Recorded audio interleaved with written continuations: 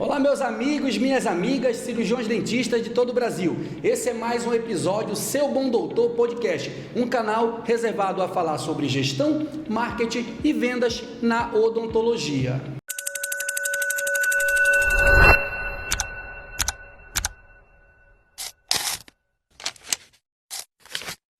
Hoje tenho o prazer em receber aqui em meu estúdio ele que é coordenador do curso de odontologia da Universidade Uninorte, importante universidade aqui na cidade de Manaus, professor Sávio Silvestre. Professor, é um prazer ter você aqui, obrigado por aceitar nosso convite para a gente bater esse papo descontraído aqui, trazer informação para mim e também para os nossos espectadores que assistem ao nosso canal. Seja bem-vindo. Muito obrigado pelo convite, tá, gente? É um enorme prazer estar aqui para a gente conversar sobre um assunto muito importante, né? Tanto para alunos, quanto para recém-formados, quanto para profissionais que estão formados há 10, 20 anos, né? Então a odontologia está sempre em atualização. Então não é só porque você se formou há tantos anos que você não tem nada mais a aprender, né?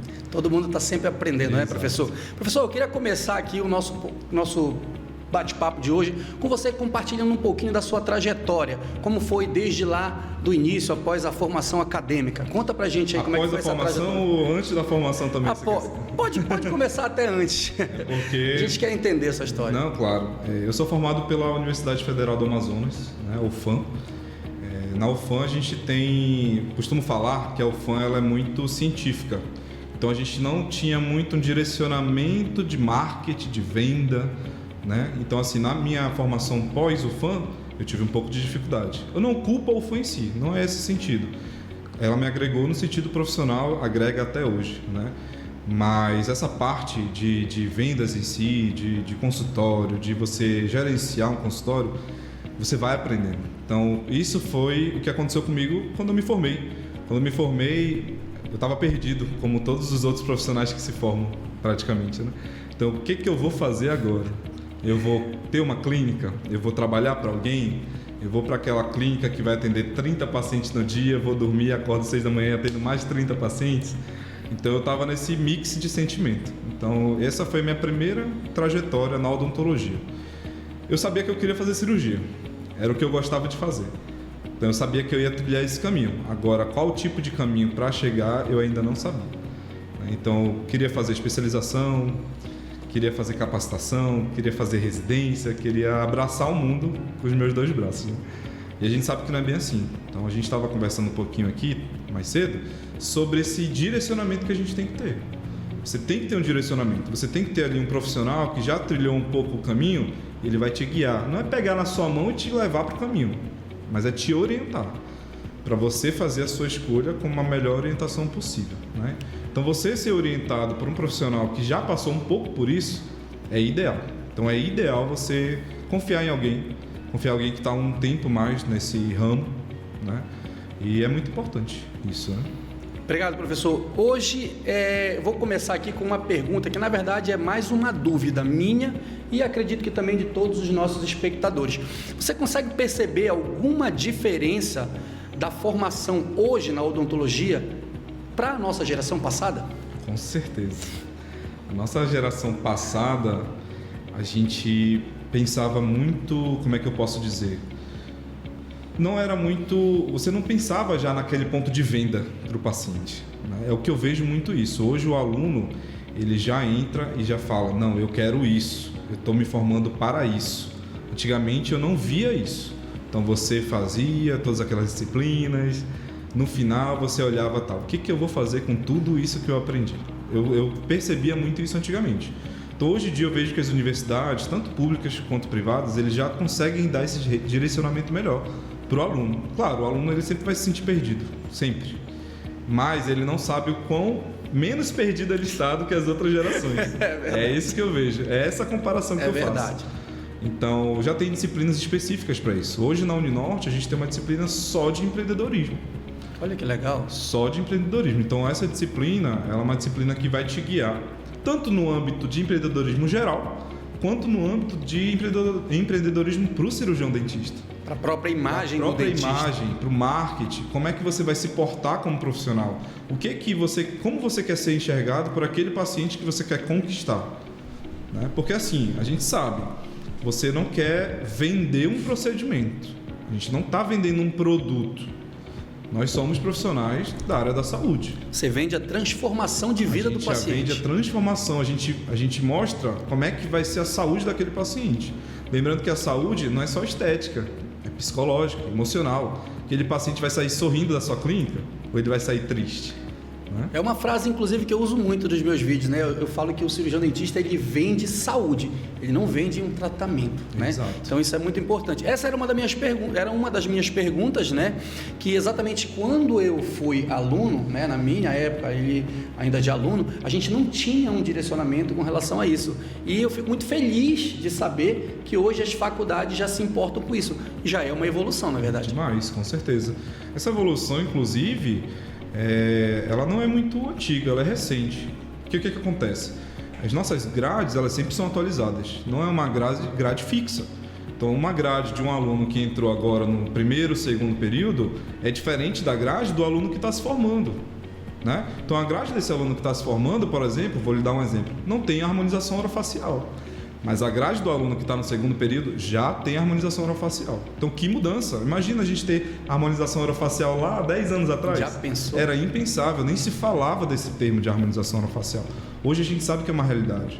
Então, antigamente, a gente estava até conversando aqui no bastidor, a gente entrou na odontologia querendo cirurgia, querendo ser cirurgião bucomaxilofacial. Se você perguntar hoje em dia, o aluno ele quer ser o quê? Ele quer ser harmonizador. Ele quer fazer preenchimento. Ele quer fazer toxina botulínica. Só que eu não vejo nada de errado nisso, mas ele tem que ser bem orientado. Então, um profissional bem orientado, ele vai ser o melhor profissional.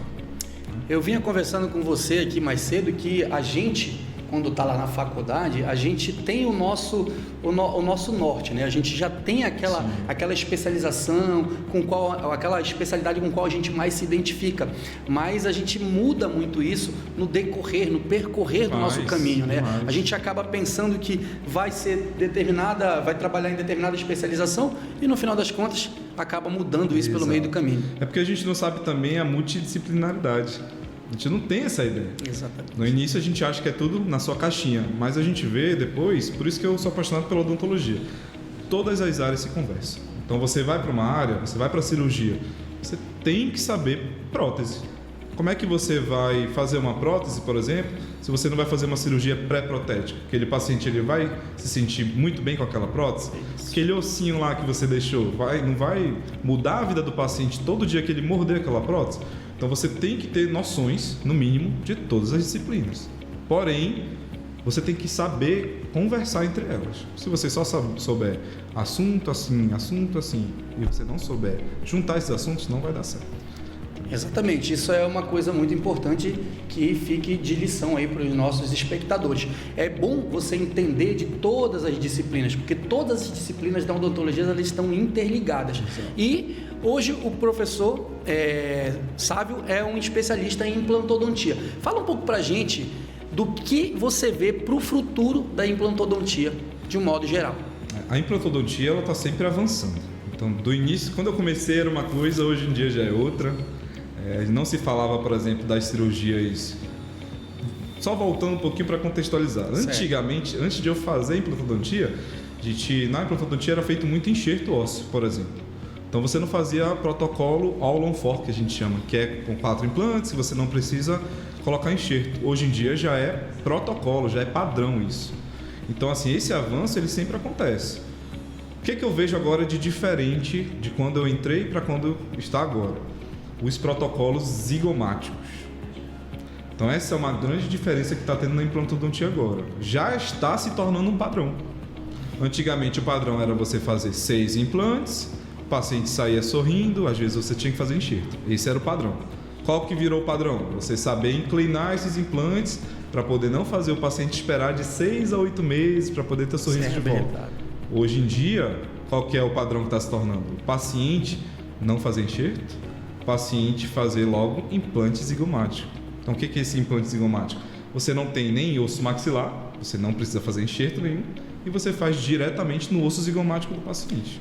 Né? E com relação, professor, aqui vai uma dúvida minha e acredito que de muitos dos nossos espectadores. Com os implantes zigomáticos, a gente consegue realmente reabilitar esse paciente de forma duradoura? Consegue. Consegue porque, já entrando numa parte técnica agora, o osso zigomático ele é muito compacto, então ele é o tipo de osso que a gente quer. É o osso que ele vai ter uma boa ancoragem, vai ter um bom torque.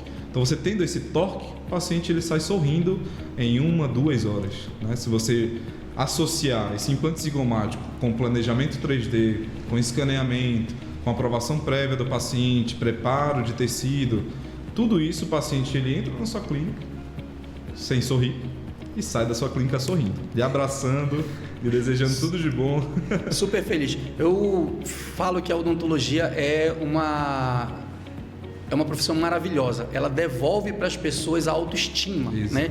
Que é algo que é quase que todos os pacientes que procuram dentistas estão com problema, com sua autoestima. É a saúde, né? É a saúde. A autoestima é saúde também. E você vê, professor, no seu ambiente clínico, você percebe isso nas pessoas, nos seus pacientes? Com certeza. Então, aquele paciente que está...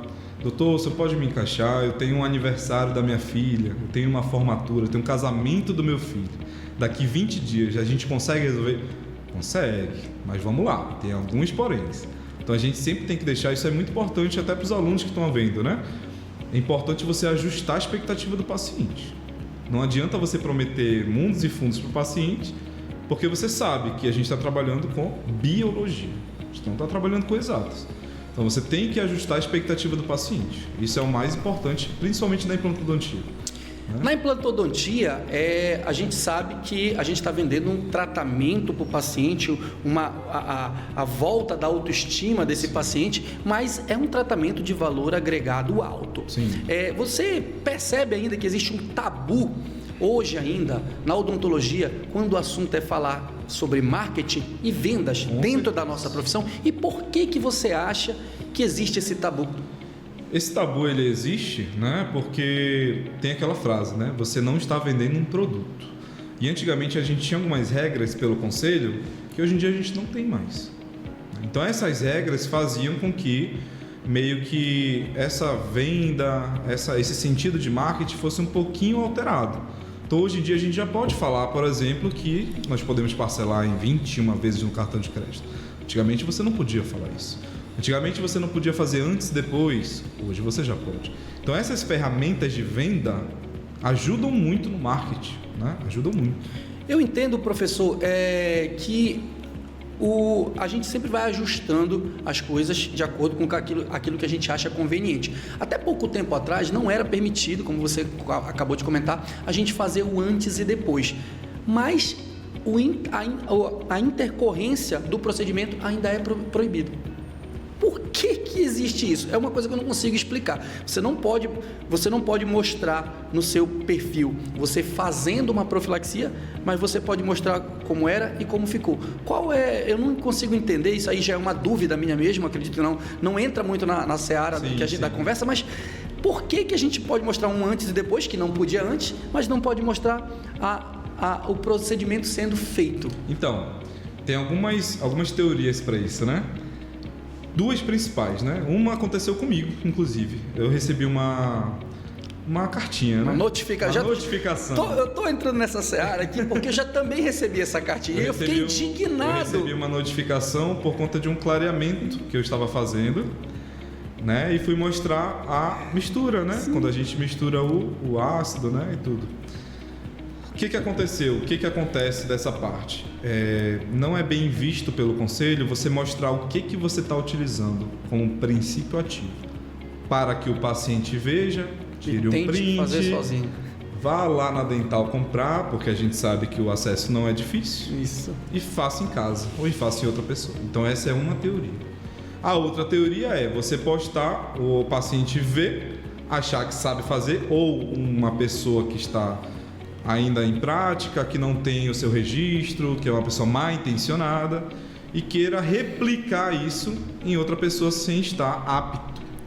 Então essas são as duas principais teorias e motivos de não ser autorizado esse tipo, né? Te agradeço por essa informação, porque isso até me ajudou um pouco a entender, porque aconteceu exatamente isso comigo, né? Eu também fiz, eu acho que foi de uma profilaxia, Sim. né? E aí recebi também essa cartinha aí do conselho. Recebi. Mas que fique claro aí para os nossos espectadores que não pode mostrar o procedimento sendo realizado. E pode nem, mostrar o antes e depois. E nem comprar produto lá de outro país para querer aplicar em si mesmo. Mais barato. Professor, o que você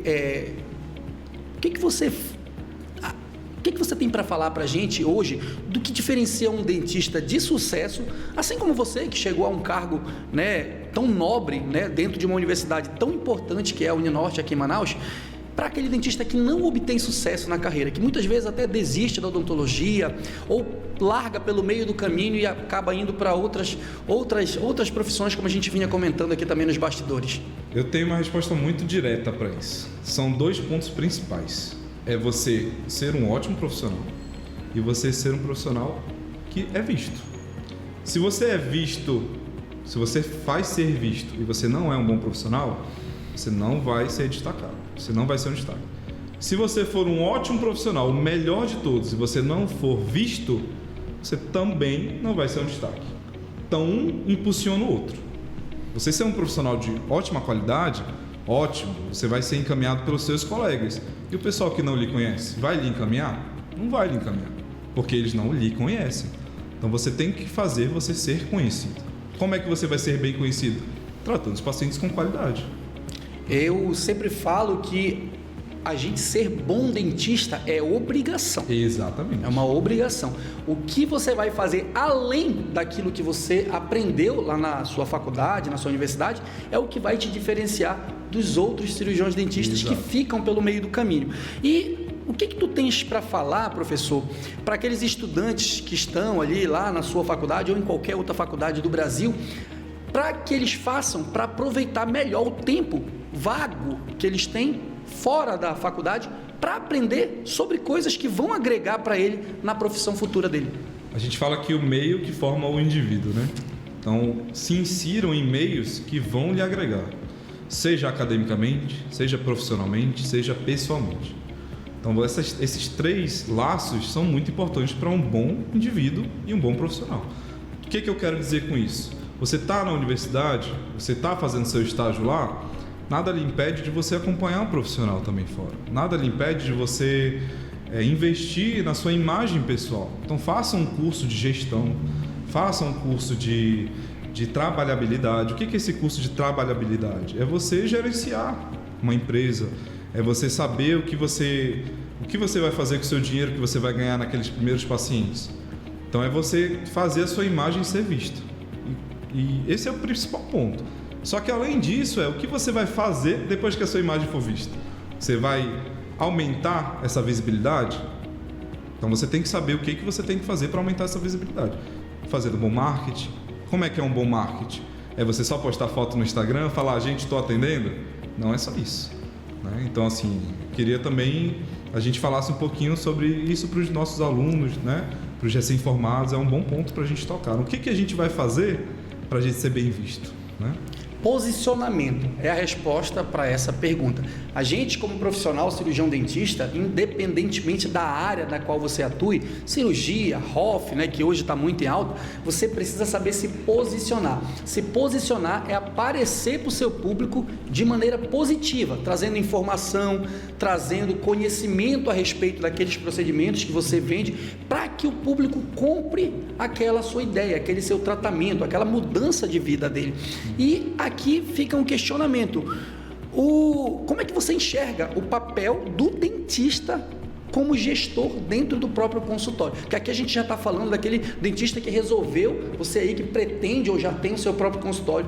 Como é, professor, que você enxerga o papel do dentista como gestor dentro do consultório? A gente brinca que o dentista é tudo, né? Menos dentista.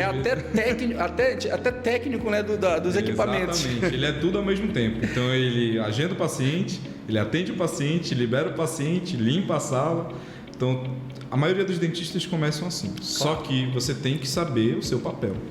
Estava conversando mais cedo. Não adianta você fazer 10 funções se você não vai dar o seu melhor nas 10 funções. O que você quer? Você quer ser um dentista de qualidade? Você quer ter uma clínica de qualidade? Então você tem que focar naquilo. Tem que focar naquilo. Então esse é o papel do cirurgião dentista. saber onde que ele tem que focar. Você quer ser um ótimo profissional? Eu quero ser o melhor implantodontista de Manaus. Faça implantes. Estude para colocar os melhores implantes. Eu quero ter a melhor clínica de implantes de Manaus. Você vai focar na sua clínica. Claro, você vai começar atendendo. Mas depois você não vai conseguir, porque a sua clínica vai fazer sucesso. Então traga pessoas para fazer sucesso com você. Então isso é importante. Se rodeie de pessoas que vão lhe alavancar e você vai alavancar elas também. Aqui entra aquela questão de aprender a contratar. Exatamente. Né? Aprender a delegar, aprender a vigiar, né? Porque não é só delegar, você tem que delegar e acompanhar os processos, né?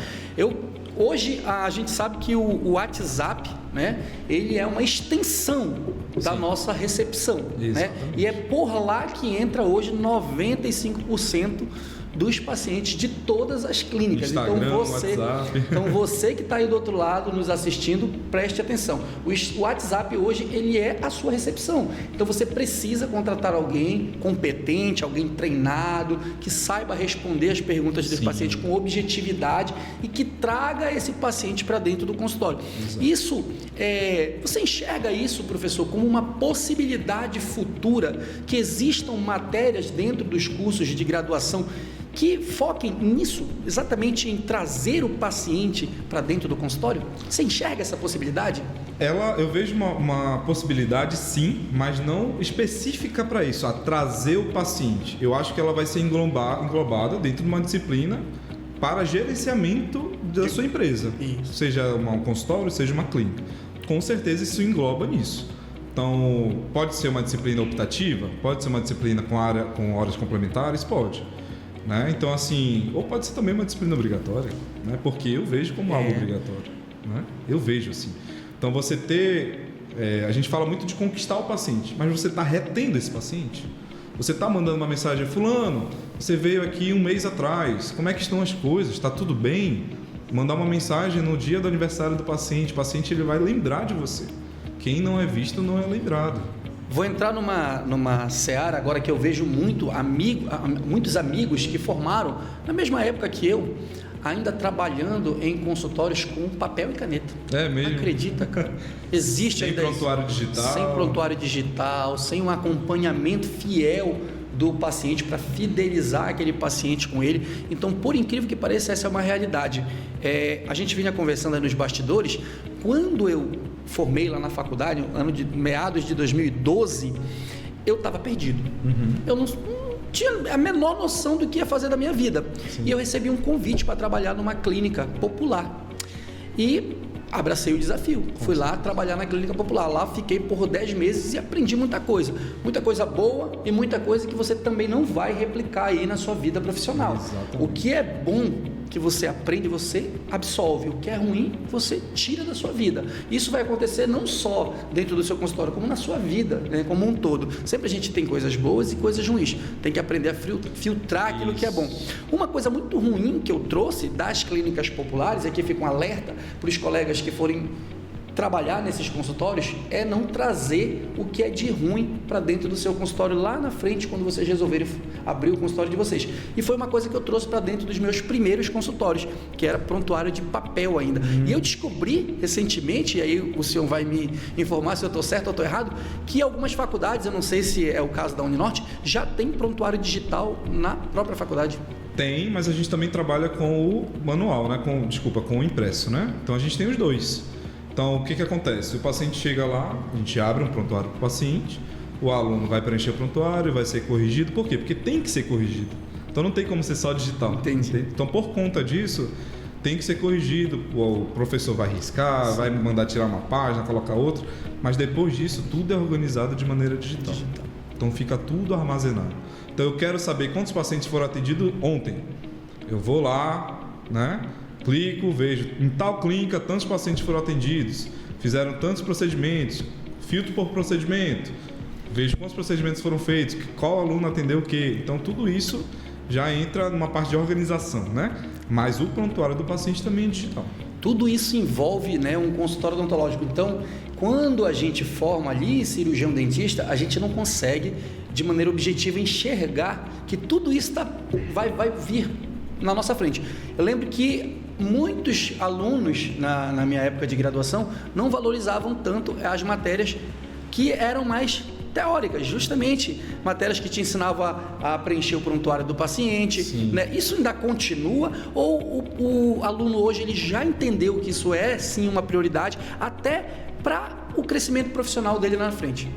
Tem alunos e alunos, vamos dizer assim. Então tem alunos que eles sentem a importância disso, mas tem alunos que ainda não veem a importância. Então é um ponto que a gente puxa muito.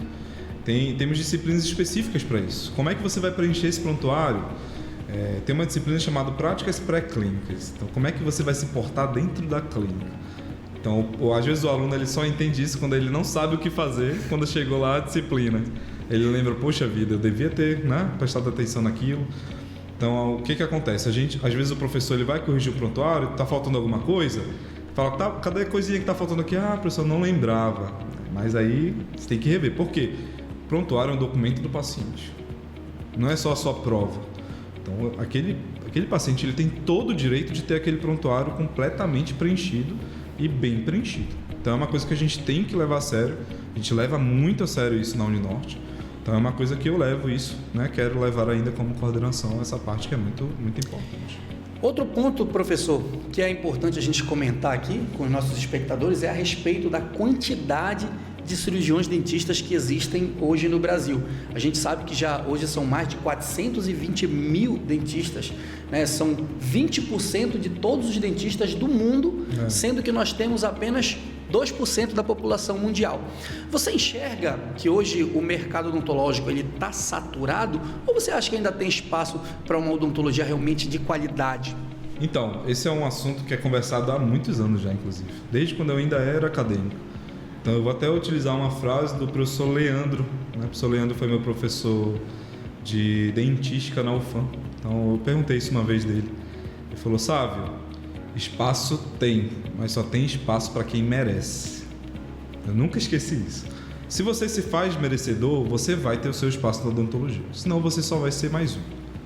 Então, o que você vai ser para não ser só mais um, cabe a você. Lembrando, sempre com orientação. Sozinho, muito difícil você conseguir. Sozinho você caminha até rápido, mas não vai muito longe, não é verdade? Professor, se o senhor pudesse dar um conselho prático para os alunos que estão se formando agora, qual seria?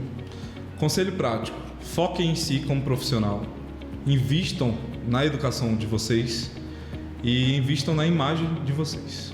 Então, você ter uma boa educação profissional é você ser um ótimo profissional, você saber tratar o paciente e você saber também encaminhar esse paciente, saber até onde você vai, tá?